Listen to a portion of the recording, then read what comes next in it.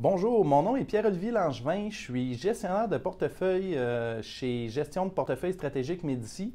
Et aujourd'hui, on vous parle des barèmes de l'année 2016. Beaucoup de personnes nous demandent en début d'année c'était quoi les barèmes de l'an dernier pour avoir une idée si leurs rendements ont été bons ou pas bons. Donc, on prend le temps aujourd'hui là, de vous les communiquer. Comme ça, vous n'aurez pas à aller chercher un peu partout à gauche et à droite pour avoir les barèmes. Donc, pourquoi ça prend des barèmes? Généralement, c'est des données difficiles à obtenir. Puis deuxièmement, quand vous êtes client vous faites affaire par exemple avec un conseiller, vous avez deux objectifs. Le premier, généralement, vous allez lui confier vos avoirs parce que vous voulez prendre votre retraite. Vous avez par exemple un objectif de retraite ou un objectif d'épargne en vue de l'achat d'une maison. Donc, vous voulez atteindre vos objectifs.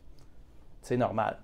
Mais la deuxième chose, c'est que quand vous engagez un conseiller pour faire le travail, vous voulez savoir est-ce qu'il livre la marchandise.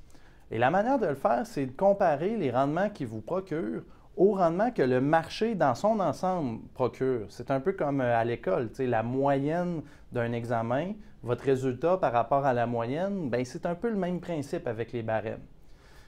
Donc, c'est une manière d'évaluer la performance de votre conseiller.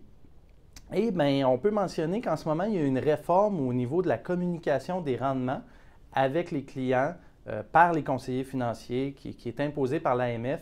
Et il n'y a pas d'obligation présentement à communiquer les barèmes sur le rapport de rendement. Alors, on s'est dit, pourquoi pas vous les communiquer tout simplement. Puis, vous pourrez utiliser cette présentation-là pour les connaître là, si votre conseiller ne vous les communique pas. Alors, les barèmes pour cette année, la bourse canadienne, elle a fait 21 %. La bourse américaine, ramenée en dollars canadiens, presque 8 % et les obligations canadiennes, 1,4 %. On vous a mis aussi les rendements annualisés de ces indices-là sur 5 ans pour vous donner une idée, une impression là, de la progression de ces indices-là sur une plus longue période. Nous, chez Médici, on ne recommande pas aux gens d'évaluer leurs conseillers simplement sur une année. Ça peut être relativement aléatoire, puis même si votre conseiller sous-performe à court terme, ça ne veut pas dire qu'il n'est pas bon à long terme. Donc, prenez le temps de le regarder là, sur une plus longue période de temps. Alors, à quoi ça rime? Donc, dépendamment de comment votre portefeuille est investi, vous allez avoir des barèmes, disons, à atteindre.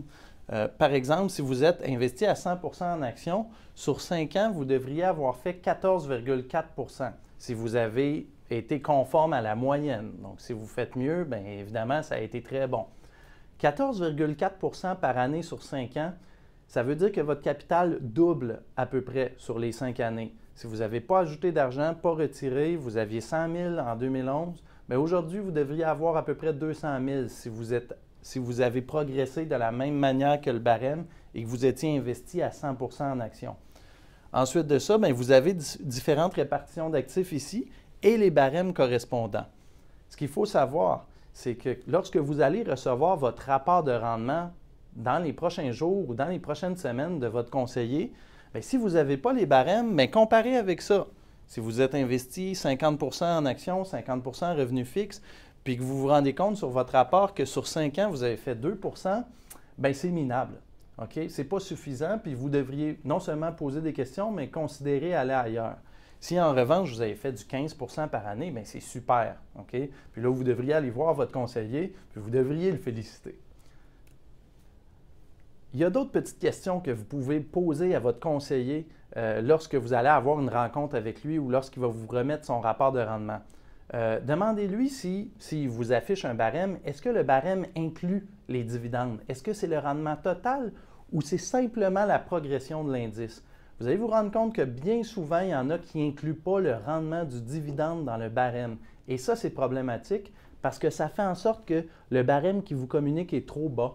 Donc, ça baisse la barre à atteindre, ça laisse dans l'impression que votre conseiller a fait un meilleur travail que ce qu'il a réellement produit.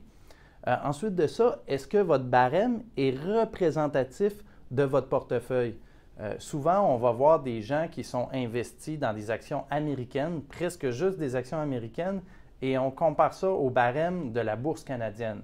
Là, ça ne marche pas. Il faut comparer des pommes avec des pommes, pas des pommes avec des bananes. Les rendements du barème, est-ce qu'ils sont ramenés en dollars canadiens?